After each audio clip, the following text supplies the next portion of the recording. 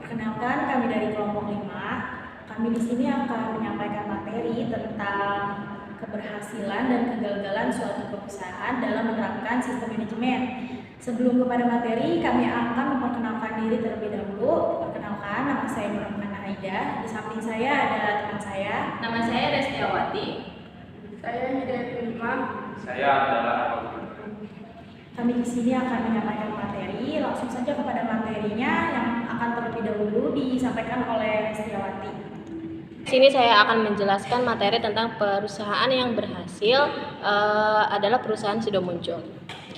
Latar belakang PT Sido Muncul adalah pabrik jamu tradisional yang didirikan dari home industry yang dikelola oleh Ibu Rahmat Sulistyo di Yogyakarta pada tahun 1940. Saat itu beliau hanya memiliki tugas karyawan yang membantu beliau menghasilkan ramuan dalam bentuk yang lebih praktis atau bubuk. Kesuksesan Sido Muncul bisa dilihat dari laba bersih yang mencapai 374,12 miliar pada semester 2019. Penjualan bersih jamu herbal dan suplemen mendominasi pemasukan Sido Muncul yang mencapai 943,10 miliar atau 66,88% dari total pendapatan semester. Media promosi dan strategi Sido Muncul menggunakan strategi global dalam persaingan internasionalnya. Strategi global merupakan strategi yang menawarkan produk-produk standar ke berbagai pasar di berbagai negara. Yang berbeda, strategi ini mendekati pasar dunia dengan produk-produk yang berstandarisasi. Media yang digunakan oleh PT Sido Muncul untuk mengkomunikasikan program tersebut menggunakan media yang berpartisipasi langsung. Jadi kami maksudkan adalah dialog, diskusi, serta surat menyurat. Jamu yang berkhasiat menghilangkan rasa lelah, bergalinu, nyeri pada otot dan tulang di seluruh tubuh setelah bekerja olahraga atau melakukan perjalanan jauh, menyehatkan dan menyegarkan badan. Saran dari kami untuk PT Sido Muncul adalah dengan meningkatkan integrasi dengan anak perusahaan sehingga membentuk value chain yang lebih efektif.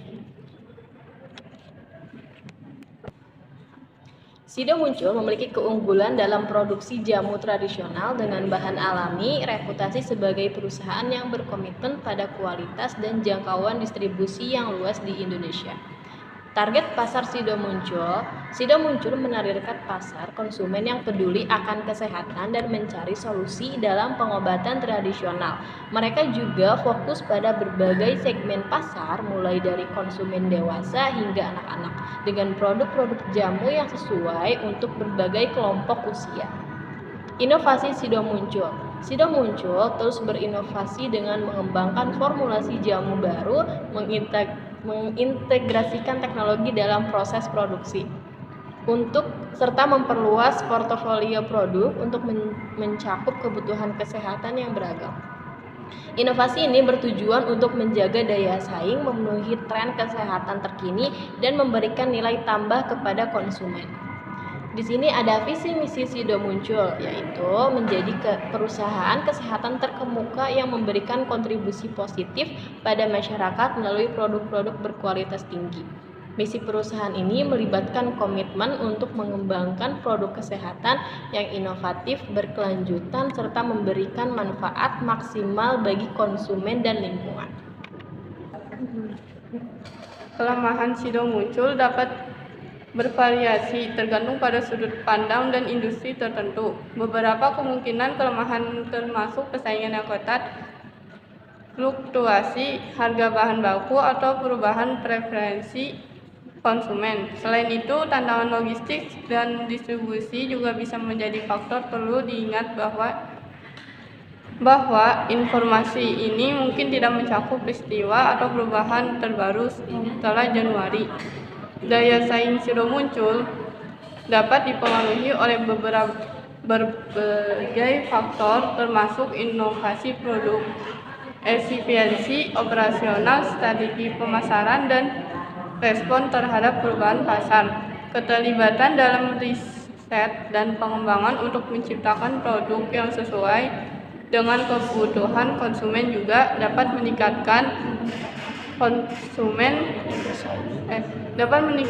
daya saing. Selain itu, fleksibilitas dalam menyesuaikan diri dengan tren pasar dan kebijakan industri dapat menjadi faktor-faktor kunci yang mempertahankan daya saing. Perusahaan yang mampu menjaga kualitas, harga bersaing, dan memberikan nilai tambahan pada pelanggan biasanya memiliki posisi yang lebih kuat dalam industri. Ya, Ya. BlackBerry. Kali ini kita akan menjelaskan tentang BlackBerry yang gagal dalam menjalankan konsep manajemen bisnis.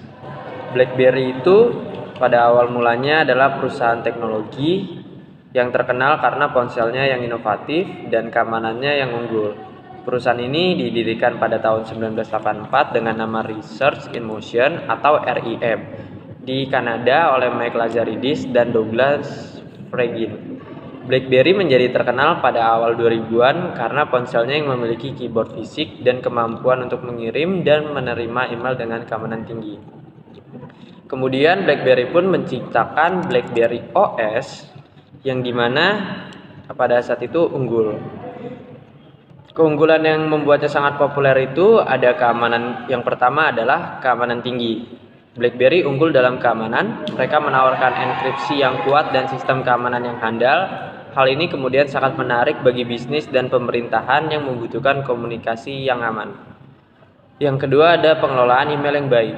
Pengelolaan BlackBerry memiliki sistem pengelolaan email yang efisien sehingga pengguna bisa mengakses beberapa akun email dalam satu perangkat dengan mudah. Yang ketiga, ada keyboard fisik yang nyaman. Ponsel BlackBerry dengan keyboard fisik memberikan pengalaman mengetik yang cepat dan nyaman. Ini sangat disukai oleh banyak pengguna yang lebih suka tombol fisik daripada layar sentuh. Dan yang terakhir adalah ada BBM atau BlackBerry Messenger. BBM adalah layanan pesan instan yang populer dan terenkripsi. BBM menawarkan fitur-fitur tambahan seperti status baca dan pengiriman pesan suara. Keunggulan BlackBerry ini yang menjadikannya sebagai pilihan utama di kalangan profesional dan pengguna bisnis sebelum era iPhone dan Android yang menawarkan konsep baru dalam ponsel pintar. Kejayaan BlackBerry mulai meredup seiring dengan perubahan tren industri ponsel pintar. Munculnya iPhone dari Apple pada tahun 2007 dan kemudian konsisten Android dari berbagai produsen membuat BlackBerry mulai terpinggirkan. Mereka terlambat dalam menanggapi tren layar sentuh dan kebutuhan akan aplikasi yang lebih luas, sehingga kehilangan pasar kepada kompetitor tersebut. Pada upaya untuk merevitalisasi bisnisnya, BlackBerry berusaha untuk merombak sistem operasi mereka dengan memunculkan BlackBerry 10 OS. Tetapi hal ini tidak mampu mengembalikan popularitas mereka. Kemudian perusahaan beralih ke fokus pada perangkat lunak, keamanan, dan layanan manajemen mobilitas untuk perusahaan, Enterprise Mobility Management atau disingkat dengan EMM, seperti BlackBerry Enterprise Server. Perubahan strategis ini masih belum mampu mengembalikan BlackBerry ke puncak kesuksesan mereka. Pada akhirnya, BlackBerry mengalami penurunan signifikan dalam penjualan perangkat keras atau ponsel mereka. Akhirnya, perusahaan lebih fokus pada layanan keamanan Internet of Things atau IoT dan solusi perangkat lunak untuk berbagai perangkat. Saat ini, BlackBerry tidak lagi memproduksi ponsel sendiri secara langsung, tetapi lebih fokus pada pengembangan solusi keamanan dan perangkat lunak untuk perusahaan meskipun tidak lagi menjadi pemain dominan dalam industri ponsel pintar. Perusahaan tetap ada dan berperan penting dalam ruang keamanan dan teknologi IoT. Selanjutnya adalah BlackBerry mengalami kesulitan karena beberapa alasan terkait manajemen bisnis dan adaptasi terhadap perubahan pasar. Berikut beberapa faktor yang berkontribusi pada kesulitan mereka. Faktor yang pertama yaitu kurangnya respon terhadap perubahan pasar. BlackBerry terlambat dalam menanggapi pergeseran pasar dari ponsel dengan keyboard fisik ke perangkat sentuh. Mereka tidak segera menyesuaikan produk mereka dengan tren tersebut. Ketidakmampuan berinovasi, perusahaan tersebut kehilangan pinjakan dalam hal inovasi. Mereka terjebak pada model bisnis yang lebih lama. Tidak mampu menyajikan inovasi yang diperlukan untuk bersaing dengan pesaingnya yang lebih adaptif. Yang selanjutnya adalah ketidakmampuan bersaing dengan kompetitor. BlackBerry kehilangan daya tarik pasar karena pesaing seperti Apple dan perangkat Android mampu menawarkan fungsi-fungsi yang lebih canggih dan ekosistem yang lebih kuat. Yang selanjutnya adalah kegagalan strategi. Kebijakan strategi yang diambil oleh manajemen tidak sejalan dengan perubahan pasar dan kebutuhan konsumen saat ini. Ini termasuk kegagalan dalam memilih sistem operasi yang kompetitif untuk produk-produk mereka. Yang selanjutnya adalah kekurangan di verifikasi produk. BlackBerry tidak berhasil mengeksploitasi atau mendiversifikasi produknya ke pasar yang lebih luas atau ke sektor lain di luar negeri. Kurangnya diverifikasi produk. BlackBerry tidak berhasil mengeksploitasi atau mendiverifikasi produknya ke pasar yang lebih luas atau ke sektor lain yang di luar ponsel pintar. Keseluruhan, kurangnya adaptasi terhadap perubahan pasar, ketidakmampuan untuk berinovasi, serta kegagalan dalam strategi manajemen merupakan faktor kunci yang berkontribusi pada kesulitan dan kegagalan BlackBerry sebagai perusahaan. Sekian presentasi yang dapat kami sampaikan. Mohon maaf apabila ada kekurangan dan kesalahan. Terima kasih atas waktunya. Wassalamualaikum warahmatullahi wabarakatuh.